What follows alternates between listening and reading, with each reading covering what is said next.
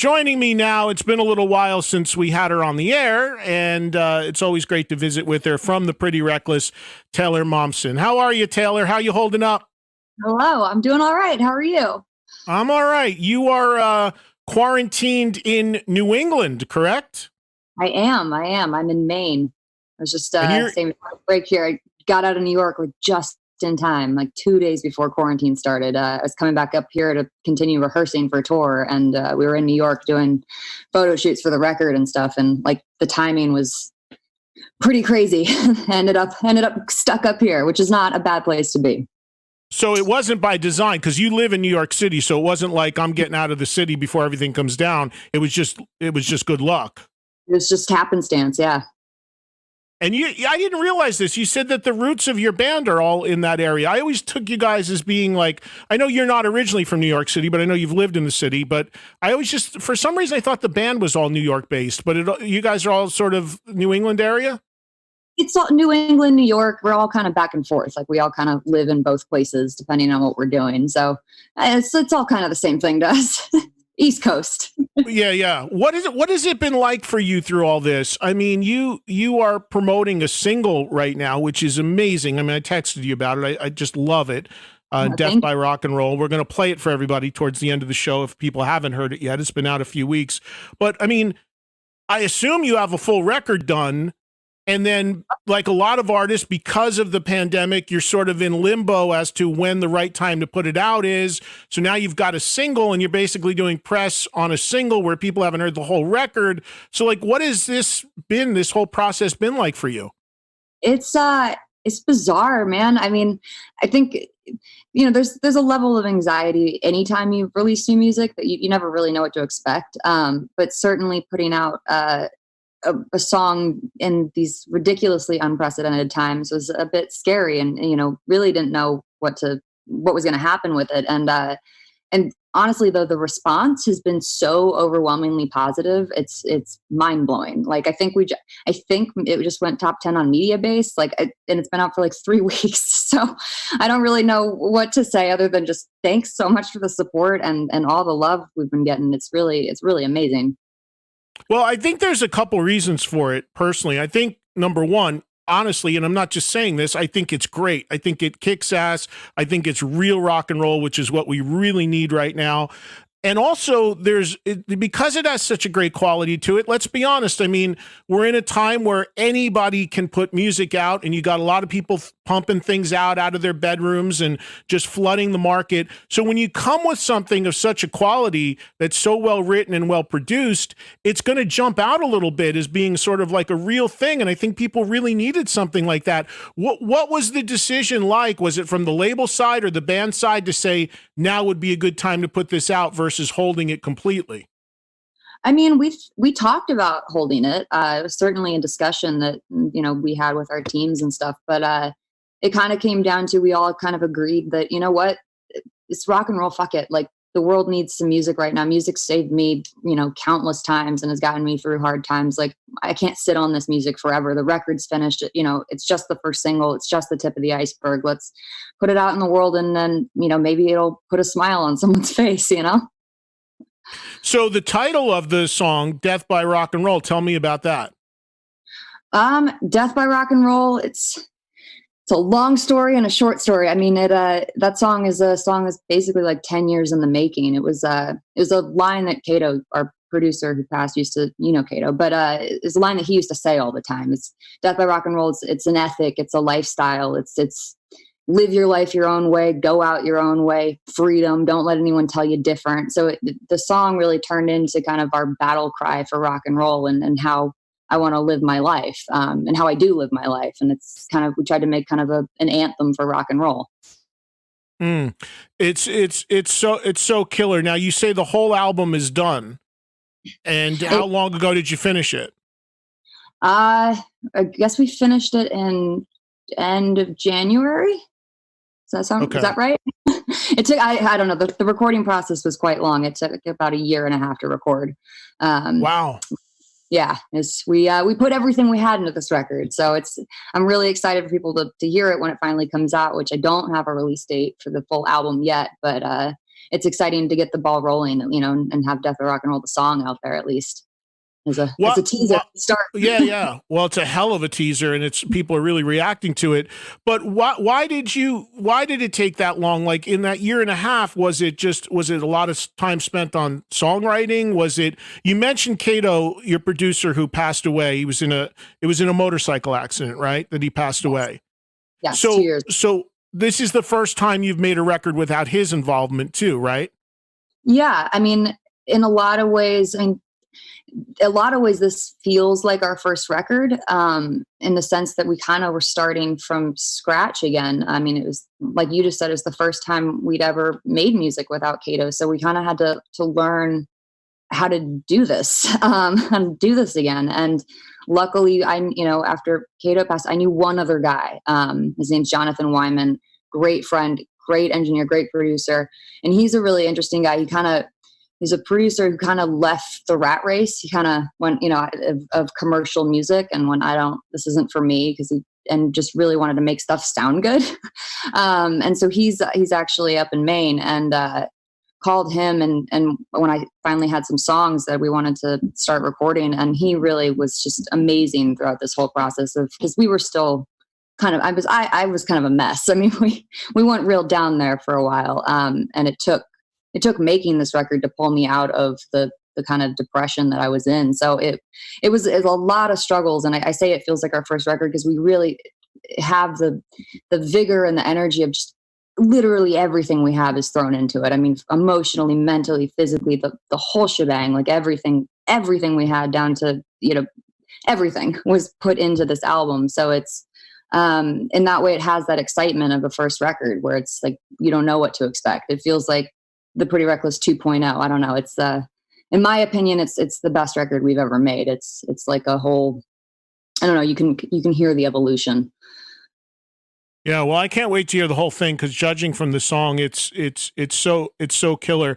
You talk about the place you were in and how down you were, and I've been in touch with you, and we're friends, and I saw you guys play Rocklahoma shortly after everything with Chris Cornell, and how you were feeling when you started kind of getting back out there a little bit, at least playing live.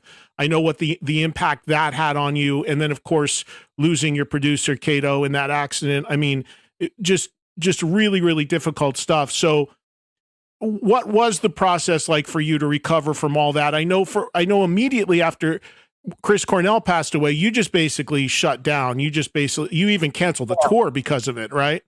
Yeah, I bailed. That devastated me. I mean, it devastated me is the first, only word that comes to mind. And I wasn't in a good place to be public. I was kind of a mess. And I canceled touring. I went, you know what, this is not, I can't get on stage every night and feign happiness and excitement that I'm here when I'm falling apart inside. So we canceled. I went home to try to process what had happened and take some time. And I actually started writing, and, we were actually talking about, with Kato, we were talking about booking a studio and going in to make a new record. And then bam, got the call about Kato. And that was kind of the nail in the coffin for me, I guess, in a lot of ways, where it was just, that kind of put me over the edge. If I kind of gave up, Eddie. Like I kind of just went, fuck it. Like, what's the point of any of this? Like, I didn't know how to handle the grief.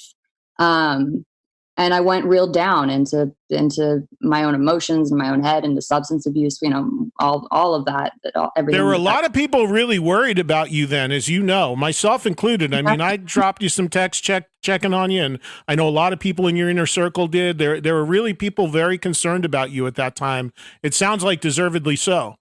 Yeah, and it was really, I mean, I'm very thankful that I have such a great support group, but it really. No, it was bad there for a minute, and to make a long story short, it was music, because I didn't really know what to do anymore. So I turned to music, started just by listening to records that I love and trying to just get through each day, and that kind of turned into writing, which I didn't really try to write this record. It kind of just poured out of me. And once that kind of started, then it was like, okay, I have I have enough material here that we need to start recording. And that led to the whole other process of how how the hell do we go about doing this now? Which led us to Jonathan Wyman. But it was a long road, it was a long process, and I don't think it's grief and stuff like that. It's not something loss. You never get over it. It's just something you learn how to live with. And I think this record, all of that, all the culmination of all of those emotions and all that shit we went through is really reflected in this record. The interesting thing for people to know about your love of Chris Cornell and how much it impacted you, and correct me if I'm wrong on this, but you didn't actually know him personally well at all. If I'm not No. mistaken, you were just a huge fan and he was a big influence on you. But if I'm not mistaken, you had told me shortly after that tragedy happened that you actually met Chris for the first time because you were on tour with Soundgarden, opening for Soundgarden the night Chris died. But I'm pretty sure you told me a story that he actually, the first time you met him was the night that he later took his life, right? That you were standing, you told me some story. He came by you as he was going off stage or something. Refresh my memory. Tell me if I'm right, because I remember you telling me something like that. Not the first time I'd met him, but it was, yeah. But I mean, I had spoken to him a few times on that tour. We'd had a couple nice conversations. He, but I certainly didn't know him well by any means. I grew up idolizing and worshiping his music. But yeah, I mean, that night it was the last show of the tour.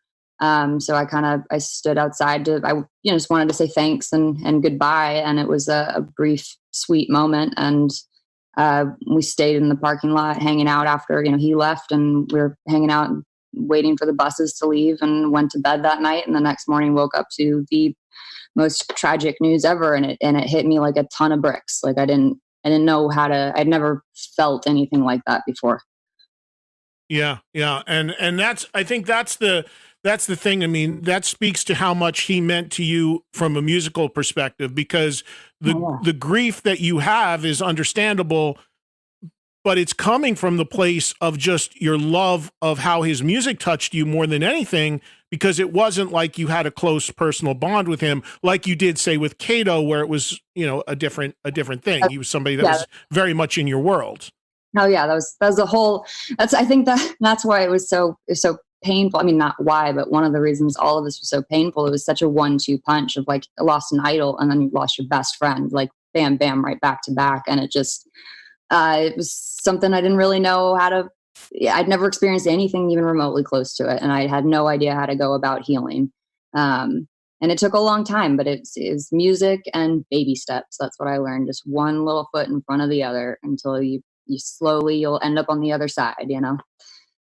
So needless to say, I'm sure that some of these things that you've endured are certainly going to be manifested in this full record when we hear it. That it's probably there's a lot in there, safe to say. It's all in there. Yeah. It's pretty much as bare as it can get. Did that process help you, Taylor? Did it help you get on the other side of it, doing it through music? I think it was the only way I could have possibly gotten through it. So yeah, it helped me immensely. It was therapy in a lot of ways, I think I said this already, but it kind of just poured out. It wasn't something I had to try to write a song about something. It was so ingrained into who I became and who I was that there was no escaping anything. There was no trying to hide from it. So it was just, well, this is the cards that life have dealt me right now. So, I have to, either give up death and give up, or, figure out how to move forward. And music and I trusted music like I have my whole life. And I turned to that again. And I gotta say, thank God for rock and roll. I know it sounds so cliche, but rock and roll saved my life. Like it full on did 100%. Yeah. I've said this many times. I mean, I have so much respect for you on so many different levels as an artist, because we see and have seen over the years, like a lot of people who, they're in acting and maybe they dabble in rock and roll or whatever. I mean, your commitment to rock music, the fact that you left acting and went after rock music to really I mean, there's nobody that could ever possibly question your love or your commitment or how and it's in your fiber. Do you have any desire to ever act again, or are you full on into music and you don't want to go back to that world ever? I mean, I'm always full on the music. That is 100%. I could never ever leave that behind. It's who I am as a person. I wouldn't know what to do with myself if I wasn't writing and playing music, even if it wasn't for the public. Like even if I was just doing it for myself, that's why it's the best job in the world. Is I'd be writing songs and playing songs in my house, like I am in quarantine right now, just because like for me. As far as acting, I mean, I was so against it for such a long time because it was such a part of my childhood. But now, I'm an adult now. I've lived a lot of lives. I wouldn't say never again, just because life gets life gets monotonous. At times, and maybe you want to switch it up. So who knows? But it's not something I'm actively pursuing or anything. But I wouldn't say like a hard no like I used to. Do people actively pursue you to get back into it? I get calls. I get Yeah. calls. Nothing sparked my interest yet, though. What about getting this record out? When would you like to put it out? Like, is it just a label decision, or are you guys just going to kind of feel the vibes out there when it might be the right time to actually put it out for everybody to hear? Yeah, we're kind of feeling out the vibes. I mean, we want to put out a couple more songs too before the full album, like you would in any circumstance. I want to put out a couple, like introduce people to the album the way I want people to kind of get familiar with it before the whole thing is out. But I don't know. I mean, we don't. It's really hard to not be able to. I mean, just putting out one song, let alone a whole record, to put out music and not be able to tour on it is brutal. Like it Yeah. it really. I mean, it sucks. I mean, I know there's so much craziness in the world right now, but it's very difficult because it doesn't feel real in a lot of ways because playing live is the thing that really completes that circle, and to not be able to do that, you feel like it's like the song comes out and it's like I'm sitting here alone. Call the band, you talk, you go, okay, it's out, cool It's guys, doing great. it's doing great. About to get another Zoom. Yeah, about to do another Zoom. What you watching? Like it's what now? So it's a bit bizarre. So I think hopefully we want to kind of put the record out at least closer to when it looks like there's going to be kind of some more light at the end of the tunnel, so it's closer to when we can get back out there and actually play for real. Because quarantine videos and stuff, that's all good and fine, but how many of those can you actually do before it's we need to be in a room. I want Jamie smashing the drums and the guitars fucking blazing and the bass loud, and I want to scream into a microphone, and I want an audience in front of me. Like that's what's awesome. And it's a bummer to not be able to do that right now, but safety first. And this is a storm. Like any storm, it will pass. So we just got to be patient. I was thinking about it. You could almost re-release "Messed Up World" right now. It would kind of fit with what's going on, don't you think? You were a fortune teller there, Taylor. I don't know if we're a fortune teller. I don't know if the world just. I feel like every time it wouldn't be a Pretty Reckless record without some sort of chaos surrounding it. And unfortunately, I don't think the world changes that quick. Every time we put out a record, there seems to be a song that somehow comes back around when we put out another record that's relevant again. And yeah, Fucked Up World certainly is one of them because we are living in that right now. Speaking of quarantine videos and speaking of Soundgarden, you did something, right? You did something with Matt Cameron, right? We did, yeah. We did Halfway There by Soundgarden, quarantine style, is kind of a tribute for Chris. And I think it turned out pretty well. It was my first quarantine video, trying to figure out all the technical aspects of things, which I've been struggling with. People think I'm joking when I get on these Zooms and stuff, and I go, this is the first time I've opened a computer in 5 years at minimum. Like I have no idea what I'm doing. So I'm constantly playing catch up with all the Instagram lives and the Zooms and everything. But no, I think that turned out pretty well. And I think it was a nice tribute. Great song. Yeah, it really was.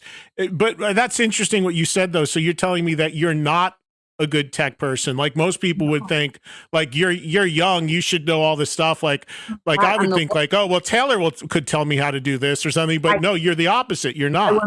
I wouldn't be able to tell you anything. I'm the worst. I literally, I have to call John. I have to call the band. I have to call our Sean Kelly, our engineer, our tech guy. I'm calling everyone going, how do I do this? And they're like, it's so easy. You hit the button. Like my first Instagram live. I was just trying to figure out how to do it before it was all interviews and stuff. So I went on with my friend Allie. Do you know Allie? Of course I know Allie. Yeah.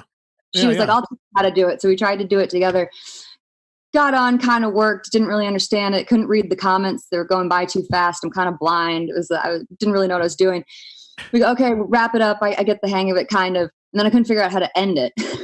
And so she hung up and I'm stuck on Instagram Live and I'm going, how do I hang up? Someone tell me how to hang up. And everyone just keeps typing end. I'm like, I get it. I'm trying to end it. And I see in the corner, there's a giant button that says end. I'm like, oh, I'm stupid. Okay. Thanks, guys. Till next time.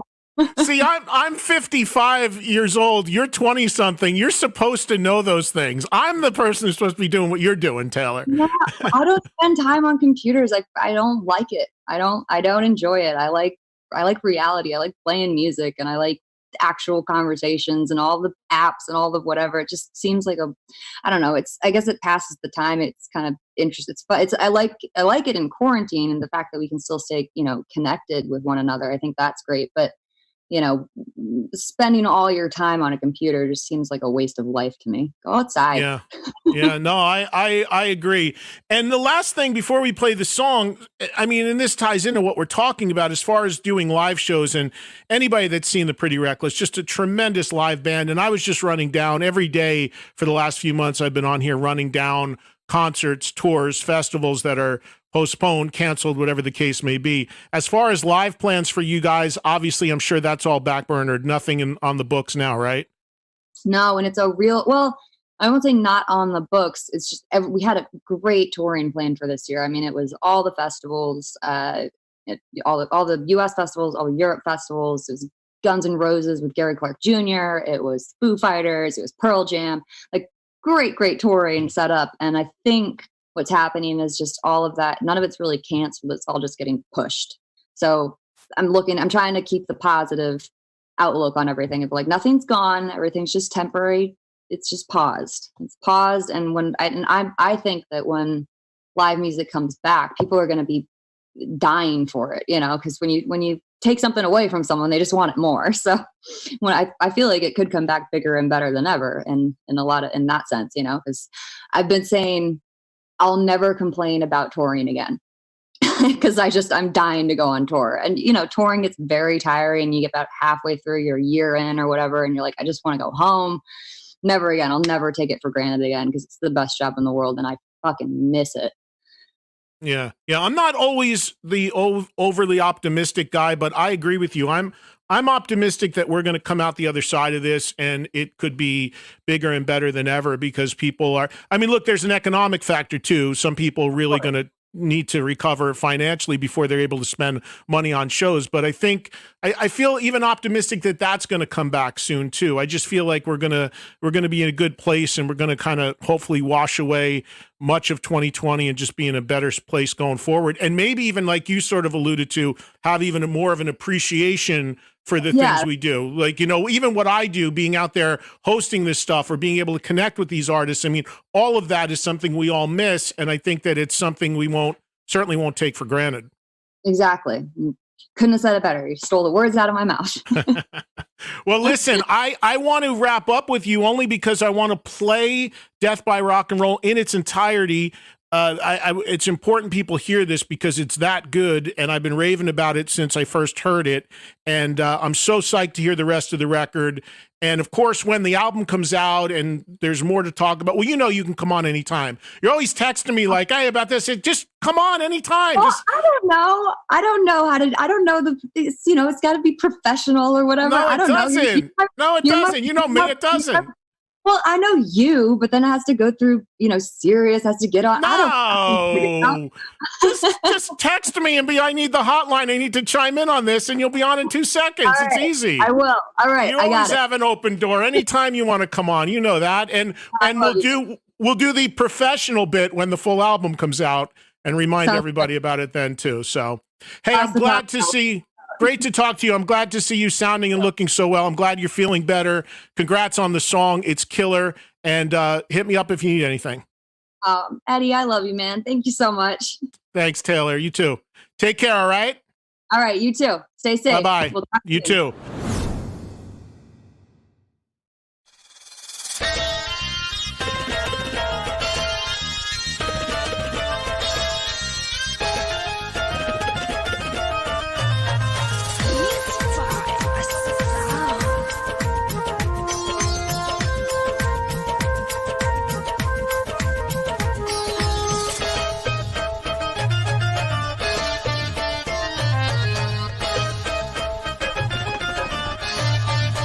भूल न गई जान पियावा घर जाई के भूल न गई जान पियावा घर जाई के प्यार में तो हरे है प्यार में तो हरे हम जहर खाई के भूल न गई जान पियावा घर जाई के भूल न गई जान पियावा घर जाई के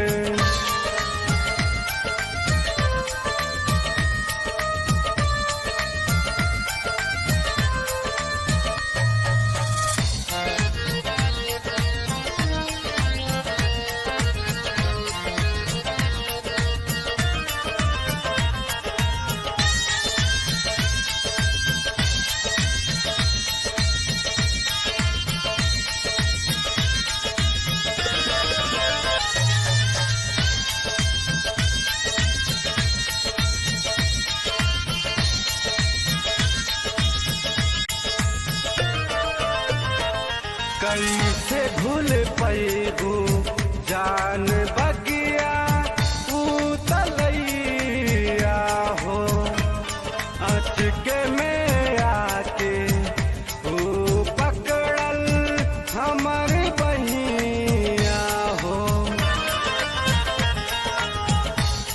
कैसे भूल पैबू जान बगिया उतलैया हो अचके में आके ओ पकड़ल हमर बहिया हो